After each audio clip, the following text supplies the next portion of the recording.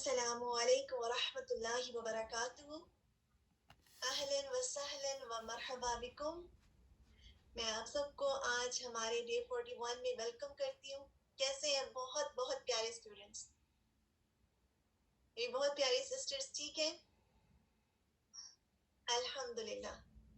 اللہ سبحانہ و تعالیٰ سے دعا ہے کہ اللہ سبحانہ و تعالیٰ آپ کو صحت کے اعتبار سے، ایمان کے اعتبار سے اور ہر اعتبار سے اپنی حفظ و امان میں رکھے اور دنیا اور آخرت کے تمام فتنوں سے محفوظ رکھے، اور ہماری اولادوں کو بھی اور ہمارے گھر والوں کو، ہمارے رشتہ داروں کو، ہمارے نیبرز کو اور تمام مومنین اور مومنات کو بخش دیں. آمین. اور ان کو نیکی کے راستے پر چلا دیں.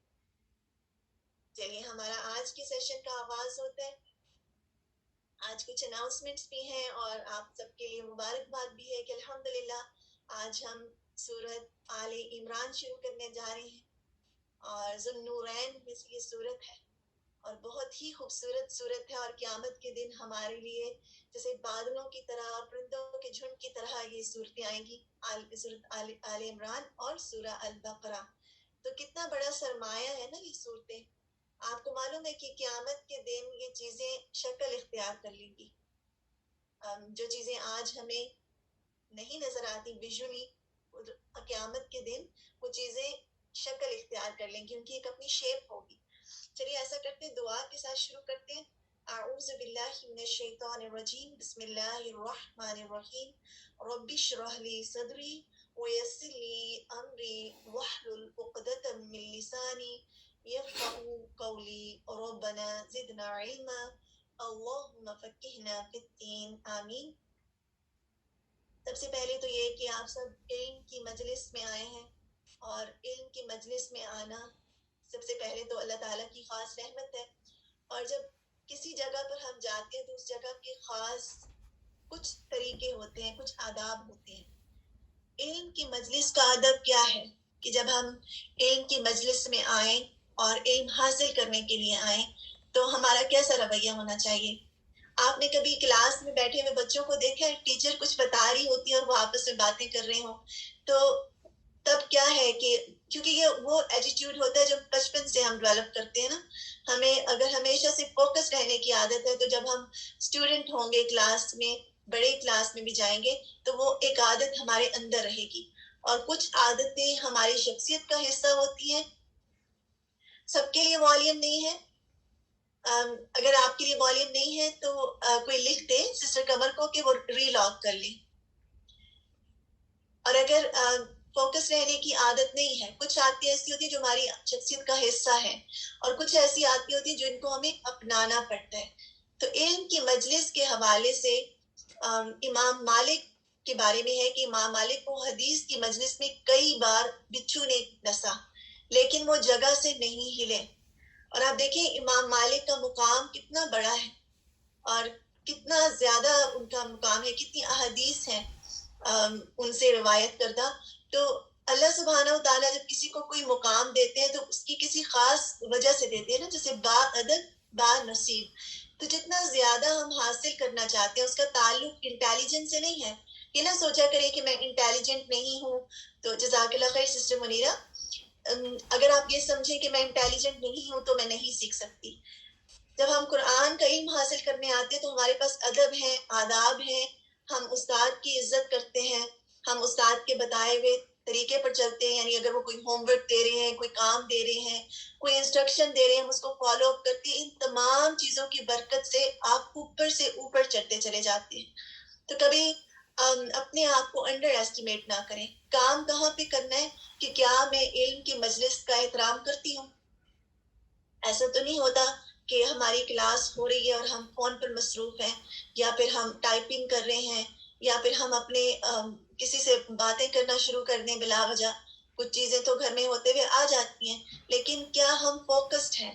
کیا ہمارا دھیان ادھر ہی ہے؟ یا ہم گراسری کی لسٹ بنا رہے ہیں کلاس کے دوران بیٹھ کر؟ نہیں، باقی سارے کاموں کو آگے پیچھے ان کو کسی طرح سے مینج کریں ہم. کیونکہ اگر ہم نے علم کو حاصل کرنا ہے تو ہمیں اس کے لیے تکلیف بھی اٹھانی پڑے گی. ہمیں اپنے آپ کو تھوڑا سا بیانڈ دا لیول جا کے کام کرنا پڑے گا. اور علم کا اسٹوڈنٹ وہ نہیں ہوتا کہ وہ علم تو حاصل کر رہا ہے لیکن باقی گھر والوں کے حقوق نہیں دے رہا، اپنے گھر کو ڈسپلن نہیں کر رہا، گھر کے کام ویسے ہی پڑے ہیں. کلاس میں آنے سے پہلے ایک دن پہلے مینیج کریں کہ آج مجھے گھر پہلے صاف کر لینا ہے، آج مجھے جو بچوں کو صبح دینا ہے وہ پہلے سے میں تیار کر لوں، رات سے بنا کے رکھیں اگر کچھ جو صبح ان کو دینا ہے، تاکہ آپ کے سارے کام ڈن ہو، آپ کے مائنڈ پہ پریشانی نہ ہو. اچھا اتنی لانڈری پڑی ہے، مجھے وہ بھی کرنا ہے، مجھے یہ بھی کرنا ہے. قرآن کی برکت یہ ہوتی ہے کہ آپ کے سارے کام بھی ہو جاتے ہیں، وہ آپ کو مینجمنٹ بھی سکھاتا ہے. علم کی مجلس کا احترام یہ ہے کہ جب آپ علم کی مجلس میں آئیں تو اس وقت اس کا احترام کریں، تو آپ دیکھیے گا اللہ سبحانہ وتعالیٰ آپ کے علم میں اضافہ کریں گے. پورے خشوع کے ساتھ علم کی دعائیں بھی پڑھ لیتے ہیں. اللہم انی اعوذ بک من علم لا ينفع، من قلب لا یخشع، ومن نفس لا تشبع، ومن دعوت لا يستجاب لها، ربنا زدنا علما. پورے شعور سے کہا کریں اللہم فقہنا فی الدین، اللہم انفعنا بما علمتنا وعلمنا ما ينفعنا وزدنا علما. اور پھر ایمان والوں کی اور عقل والوں کی کیا تعریف ہے، کیا خوبی ہے ان میں. عقل والے لوگ کون ہوتے ہیں؟ اللہ سبحانہ وتعالیٰ سورۃ الزمر میں فرماتے ہیں قل هل يستوي الذين يعلمون والذين لا يعلمون انما يتذكر اولو الالباب. کہہ دیجئے حل کیا برابر ہو سکتے ہیں وہ لوگ جو جانتے ہیں اور جو نہیں جانتے، یعنی جو جن کے پاس علم ہے اور جو اللہ سبحانہ وتعالیٰ کی معرفت رکھتے ہیں اور جو اللہ سبحانہ وتعالیٰ کی باتیں قرآن سے پڑھتے ہیں اور ان کو پھر سمجھتے بھی ہیں، ان کے دل میں اتر جاتی ہیں. اور وہ جو کہ اگنور کر دیتے ہیں، جو کوئی دھیان نہیں دیتے، جو اس کو اہم نہیں سمجھتے اور اس کو اپلائی بھی نہیں کرنے کی کوشش کرتے، تو کیا دونوں طرح کے لوگ برابر ہو سکتے ہیں؟ تو نصیحت کون حاصل کرتا ہے؟ جو کہ عقل والے ہیں. تو جو کوئی نصیحت حاصل کرتا ہے اس کو اللہ سبحانہ وتعالیٰ عقل والے کہہ رہے ہیں. تو یہ بھی دعا کہ اللہ تعالیٰ ہمیں عقل والوں میں کر دیں. اور پھر یہ کہ ہمارے کچھ ریمائنڈرز ہمیشہ ہوتے ہیں، ہم اپنے مقصد کو نہیں بھولتے اور بار بار ہم اپنے آپ کو یاد کرواتے ہیں کہ میں یہاں پر اپنے رب کا چہرہ چاہنے آئی ہوں، مجھے ملاقات کرنی ہے اپنے رب سے، ہمیں واپس جانا ہے نا. تو آج ہم کیوں نہ اپنے رب کو راضی کر لیں، اپنی سی کوشش کر لیں. اللہ تعالیٰ کو ہم سے کچھ بڑی بڑی وہ نہیں چاہیے ریکوائرمنٹس، اللہ تعالیٰ کو ہماری کوشش دیکھنا ہے. اور اس کے بعد اللہ تعالیٰ کا قرب اور دیدار، پھر صدقہ اور نوافل. امید ہے آپ نفل بھی پڑھتے ہوں گے اور اس کے علاوہ آپ صدقات بھی کرتے ہوں گے. سسٹر کمر کو کوئی میسج کر سکتی ہے میری پیاری سی سسٹر کوئی کہ وہ ری لاگ کرے یا کسی اور ڈیوائس سے لاگ ان ہو. اخلاص اور پھر علم کی طلب، اس کو کبھی مٹنے نہیں دینا. اگر علم کی طلب ختم ہو جائے گی تو کلاس میں انٹرسٹ ختم ہو جائے گی، اور پھر جب علم کی طلب ہی نہ رہے تو پھر ہم اللہ تعالیٰ کا قرب کیسے حاصل کریں گے؟ اور پھر درگزر کرتے رہنا ہے دوسروں کو. بینگ اے قرآن اسٹوڈنٹ، اپنا دل بڑا کرنا ہے انشاءاللہ، اور صبر اور نماز سے مدد لینی ہے. اور استقامت بہت ضروری ہے. جنت میں ہم سب نے جانا ہے نا، ہمارا پلان ہے، تو پھر ہمیں استقامت بھی اختیار کرنی ہوگی. پل صراط پہ کیسے استقامت ملے گی اگر دنیا میں ہم لڑک جائیں گے، چھوٹی چھوٹی باتوں پر ادھر ادھر ہو جائیں گے. یہ دراصل ہمارا کرائٹیریا ہے، ہم قرآن کے ساتھ کیسا معاملہ کرتے ہیں یہ ہماری پکچر ہے جو اس دن کی پل صراط کی ہے. تو اپنا معاملہ قرآن کے ساتھ بہترین کرنا ہے اور جمے رہنا ہے اس کی علم پر، صبر اور شکر، اور پھر صغیرہ گناہوں سے بچنا ہے انشاءاللہ. اور ہم خلوص کی دعا پڑھ لیتے ہیں. اللہم جعل عملی کلہ صالحا وجعلہ لوجہک خالصا ولا تجعل لأحد فیہ شیئا، اللہم آمین. اچھا یہ بتائیے، آج سورہ آل عمران کو ہم نے سٹارٹ کیا، الزہراوین کن صورتوں کو کہا جاتا ہے؟ توبیہ نے لکھا ہے سورہ البقرہ اور سورہ آل عمران، اور باقی سب مجھے تو ایک ہی جواب نظر آ رہا ہے سو فار صوبیہ کا. باقی سب کو بھی کنفرمڈ ہے نا؟ کیونکہ نبی صلی اللہ علیہ وسلم کی حدیث کے مطابق الزہراوین سورہ البقرہ اور سورہ آل عمران، ان دونوں صورتوں کو کہا جاتا ہے. اور ہم نے آل عمران کا آغاز کیا. چمکنے والی صورتیں ہیں، دو روشن صورتیں ہیں. اللہ سبحانہ وتعالیٰ نے ہمارے لیے کتاب کو نازل کیا، ہمارے لیے اتارا. اور کس لیے اتارا؟ ایزن سے بات کی تھی نا استاذہ نے، ارائیول ٹو اسٹے. ایسا نہیں ہے کہ ہم اس کتاب کو اگنور کر دیں اور اس کو جانے دیں، یہ تو ہمارے دلوں میں رہنے کے لیے آئی ہے. ہمارے لیے ایک پیغام ہے. تو آپ نے گفٹ کا لفظ آج کافی بار سنا. تو اگر کسی کو تحفہ دیا جائے اور تحفے کو ریجیکٹ کر دیں تو یہ کیسا ہے؟ آپ امیجن کریں آپ کسی کو بہت محبت سے کوئی تحفہ دیتے ہیں اور وہ آپ کے تحفے کو لوٹا دیتا ہے یا پھر آپ کے تحفے کو ناپسند کرتا ہے. تحفہ آپ کو معلوم ہے لوٹانا نہیں چاہیے. ہرٹ ہوتے ہیں نا, برا بھی لگتا ہے, ایک بے عزتی کا احساس ہوتا ہے, تکلیف ہوتی ہے. اسے کبھی بھی تحفہ آپ کو کوئی پیار سے دے تو اس کو لوٹائے نہیں انشاءاللہ. اور پہلے سے بتا دیں اگر آپ نے نہیں لینا ہو, لیکن یہ ہے کہ آپ تحفہ لوٹانا نہیں چاہیے. اور اس میں یہ ہے کہ ہمیں یہ تحفہ بھی تو مل رہا ہے نا, نئی صورت ہے. اور آپ نے نوٹس کیا ہوگا لیکچر میں کتنی بار ذکر آیا تحفے کا. تو اللہ سبحانہ و تعالیٰ ہمیں اس میں سکھا بھی رہے ہوتے ہیں اور ہمارے لیے اس میں پیغامات بھی ہوتے ہیں. تو سمجھ لیں کہ ہمارے لیے جو نئی سورہ ہے یہ تحفہ ہے آپ لوگوں کے لیے. آفٹر کمپلیشن آف سورہ البقرہ آپ کے لیے نئی سورت کا تحفہ ہے, اور اس کو دونوں ہاتھوں سے لیں اور بہت خوشی سے لیں اور اس پر اپنے رب کا شکر ادا کریں اور سجدہ شکر کر کے اپنے رب کا شکر ادا کریں. یعنی جو اور پھر محنت کریں اس پر اب شکر گزاری کے طور پر انشاءاللہ. اچھا یہ بتائیے کہ الراسخون فی العلم کون ہوتے ہیں؟ ہم نے آج الراسخون فی العلم کی جو 5 باتیں جو نبی صلی اللہ علیہ وسلم نے بتائیں بہت زبردست ہیں. آپ میں سے کوئی لسٹ کر سکتا ہے ان 5 باتوں کو؟ دین کے ساتھ honest, people who are educated. ابھی ہم اس کی ڈفرینٹ ڈیفینیشن پہ جائیں گے, لیکن ابھی وہ جو حدیث میں ہے, عمل کرنے والے, ٹھیک ہے, ابھی تک وہ چیزیں سامنے نہیں آ رہی جو حدیث میں تھی, جو علم کے لیے پیاسے ہوتے ہیں, علم سے بات کرنی ہے, ٹھیک ہے, جو جیسے خدیجہ نے لکھا ہے نا, سچی زبان, قلب مستقیم اور حلال رزق کا لینے والا, یعنی جو اپنے پیٹ کو حرام سے محفوظ رکھے اور جو شرمگاہ کی حفاظت کرے. اور ایک اور چیز بھی ہے, قسم کو پورا کرنا. قسم کو پورا کرنا, سچی زبان کا ہونا, قلب سلیم کا ہونا, اور اپنے پیٹ کو حرام چیزوں سے محفوظ رکھنا, اپنے مال کو, اپنے کھانے پینے کو, اور پھر شرمگاہ کی حفاظت کرنا. اور اس میں ہماری اپنی عزت اور عفت کا احساس کرنا, خود کو ایسا لباس پہننا جو کہ اسلامی اور شریعت حدود میں آتا ہے, وہ بھی اس میں آ سکتا ہے, کیونکہ جب ہم اپنی حفاظت کریں گے تو اللہ سبحانہ و تعالیٰ ہماری حفاظت کریں گے. تمام چیزیں اس میں آتی ہیں. اچھا یہ بتائیے راسخون فی العلم, آپ ہیں راسخون فی العلم, کیا خیال ہے؟ راسخ کون ہوتے ہیں نا جب علم ان میں پورا پورا اتر جاتا ہے. سسٹر منیرا نے لکھا ہے کہ steadfast in then, firmly grounded, بالکل جس طرح سے آپ روٹڈ ٹری دیکھ رہے ہیں نا, اس کی ڈیپلی روٹس گئی ہوئی ہیں گراؤنڈ میں. do what they promise, حلال رزق, سلامت قلب, not biased, not arrogant, good character, صحت. جزاک اللہ خیر. کوشش کر سکتے ہیں, علم حاصل کرنے کی شدید کوشش, بالکل کوشش کر رہے ہیں نا الحمدللہ. اور پھر الراسخون کا مطلب ہے کہ علم اندر چلا جاتا ہے. ایک تو ہوتا ہے کہ ہم نے جو سنا وہ اوپر اوپر رہ گیا. اگر پانی کسی زمین پر ڈالا جاتا ہے تو کیا ہوتا ہے, پانی اندر ایبزارب ہوتا ہے نا. ایسا تو نہیں ہوتا کہ پانی اوپر ہی جمع رہے. کیسی زمینوں میں پانی اوپر ہی رہتا ہے, بتا سکتے ہیں؟ آپ امیجن کریں, زمینوں کی قسمیں امیجن کریں. کچھ زمینیں تو ایسی ہوتی ہیں جن میں پانی بہت آلریڈی دلدل کی طرح ہوتا ہے, پانی اندر جاتا ہی نہیں. کچھ بنجر زمینیں ہوتی ہیں جو پانی اوپر ہی رہتا ہے, وہ اندر نہیں جاتا, کچھ اگتا نہیں ہے.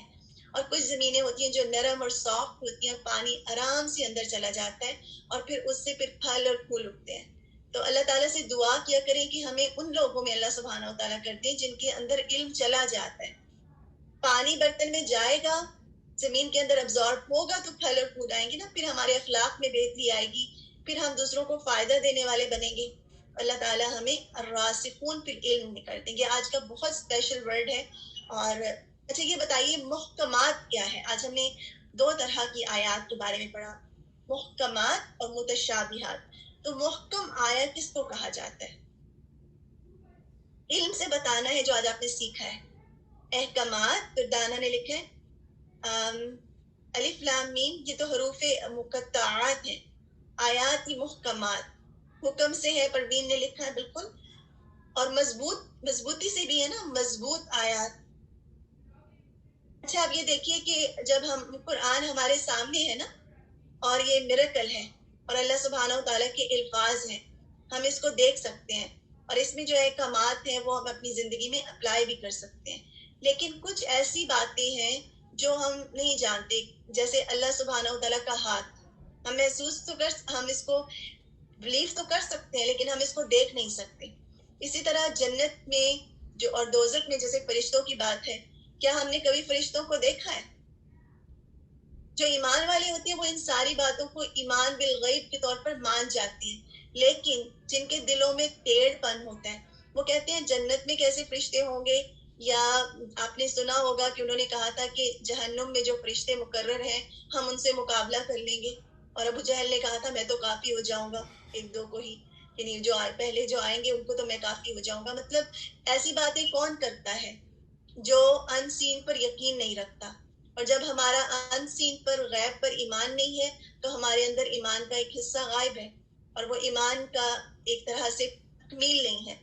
تو متشابہات ان چیزوں پر بھی یقین کرنا جو ہمارے لیے واضح نہیں ہے، جیسے کچھ کلیئر ہیں، جیسے امر اور نواحی کی کچھ احکامات ہیں، یہ کریں وہ نہ کریں. ابھی ہم نے کتنے سارے طلاق کے مسائل پڑھے، یہ سب چیزیں رائٹ. تو یہ تمام احکامات اور مسائل واضح ہیں، ان میں ہم کوئی شک نہیں، لیکن کچھ لوگ ان چیزوں میں جو نظر نہیں آتی اس پر شک کرتے ہیں. تو آیات متشابہات کو سمجھنا ضروری ہے کہ ہمیں اگر نہیں بھی سمجھ میں آتا تو ہمارا یقین ہونا چاہیے، اور یہی ایمان ہے. اچھا یہ بتائیے کہ اگلی اس پہ جاتے ہیں، اولو الالباب. جی آج ہم نے بات کی تھی نا، عقل والے ہی ہیں جو کہ علم حاصل کرتے ہیں، اور علم والے اور غیر علم والے برابر نہیں ہوتے. تو یہ بتائیے کہ اولو الالباب سے کیا مطلب ہے؟ اولو جو ہے یہ کس کا پلورل ہے، کوئی بتا سکتا ہے؟ پیپل آف انٹلیکٹ، عقل مند. بالکل. جیسے اگر آپ کے سامنے یہ پکچر ہے نا انار کی، تو اس کے اندر جو پھل ہے وہ تو ہم کھا لیتے ہیں، لیکن جو اس کا چھلکا ہے کیا وہ کسی کام کا ہے؟ کسی کام کا نہیں ہے نا. جنہوں نے اولول کا بتایا ہے سنگولر زو، بالکل صحیح بتایا. بارک اللہ فیکم. تو اب بتائیے کہ اس جو پھل ہے ہمارے سامنے انار ہے، کیا یہ کسی کام کا ہے؟ اس کا جو اندر کی جو چیز ہمیں نظر آ رہی ہے، ہم لب کا مطلب سمجھنا چاہ رہے ہیں. دیکھیے جب آپ پھل کو کھاتے ہیں تو اس کے اندر کا گودا کھاتے ہیں تو اس کے چھلکے تو کسی کام کا نہیں ہے ہمارے لیے. اسی طرح جب آپ علم حاصل کرتے ہیں تو اس کا جو سارا جو جز ہے، جو اس کا سارا لب ہے، جو اس کا مین چیز ہے، جو گری ہے، وہ ہم لے لیتے ہیں. تو اولو الالباب وہ ہوتے ہیں جو نصیحت حاصل کرتے ہیں اور بات کو سمجھ جاتے ہیں کہ ہم سے کہا کیا جا رہا ہے. وہ اعتراض نہیں کرتے کہ اللہ تعالیٰ کا ہاتھ کیسا ہوگا، جنت کیسی ہوگی، وہ اعتراض نہیں کرتے. وہ سمجھ جاتے ہیں کہ کیا کہا جا رہا ہے، اور یہ چیز ہمارے علم سے بھی اگر بیانڈ ہے، ہماری سمجھ سے باہر ہے، تو ہم اس کو پھر بھی مانتے ہیں. آمنا، ایمان والے. تو اللہ تعالیٰ ہم سب کو ایمان والوں میں کرے، اور اللہ تعالیٰ ہمارے دلوں کو، ربنا یہ جو دعا ہے یاد کر لیں، ربنا لا تزغ قلوبنا بعد اذ ہدیتنا وہب لنا من لدنک رحمہ انک انت الوہاب. اور وہاب کی میننگ یاد رکھیے گا. کوئی ایک کوئکلی مجھے وہاب کی میننگ بتا دیں جو ہم نے استاذہ نے آج لیکچر میں بتائے. کسی کو یاد نہیں ہے؟ یہ بونس کوسچن ہے. بہت زیادہ سوری آپ کا give without measure nothing in return. بالکل دینے والے ہیں نا اللہ تعالیٰ، اور ہم ریٹرن میں کچھ دے سکتے ہیں. ہم تو ریٹرن میں آپ کو کوئی تحفہ دے، آپ ریٹرن میں تحفہ دے سکتے ہیں، ہم اپنے رب کو تو نہیں دے سکتے نا. ہمارے رب کو تو کسی چیز کی ضرورت نہیں ہے. تو یہ ہے وہاب کہ وہ عطا کرتا چلا جاتا ہے اور اس کو ہم سے کچھ نہیں چاہیے. جزاکم اللہ خیرا کثیرا. بارک اللہ فیکم. آپ سب بریک لیجئے گا، اور جہاں جہاں پر نماز کا ٹائم ہے وہاں پر آپ سب نماز کو ادا کر لیں، اور اس کے بعد انشاءاللہ آپ کا دعا کا سیشن ہوگا سسٹر شازیہ کے ساتھ انشاءاللہ. السلام علیکم ورحمۃ اللہ وبرکاتہ. اور آپ سب کے لیے سپر جاب کہ آپ سب کی امیزنگ پارٹیسپیشن تھی. بارک اللہ فیکم.